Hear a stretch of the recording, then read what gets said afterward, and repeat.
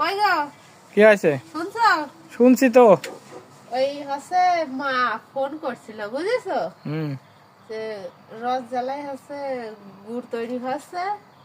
সে বললো যে কিসের রস আর কিসের গুড় বুঝলাম। খেজুরের রস, ও গুড় নিয়ে আসতে বললো। তাই?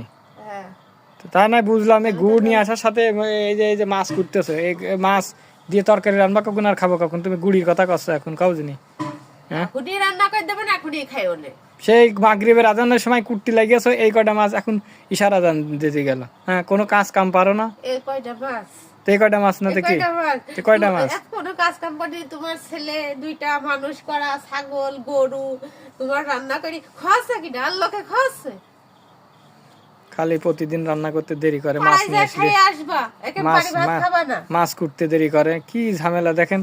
হ্যাঁ, এই ঝামেলা সহ্য করে প্রতিদিন খাইতে দেরি হয়। আমি খাবো, তুমি খাবা না? তুমি পাড়ায় যা খাই আসো, যাও। পাড়ার মানুষ তো আমার বউ, আমি পাড়ার এই খাই আসবো না, তাই না?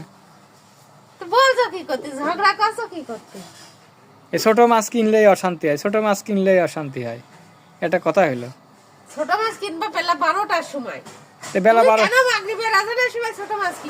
বেলা 12টার সময় ছোট মাছ কিনবো? আমি তো কাজে যাই, কাজের থেকে আসে তো সে কাজের থেকে আসতে তো বিকেল হয়ে যায়, তারপরে দেশে কিনবো। সেদিন ছোট মাছ কিনবা।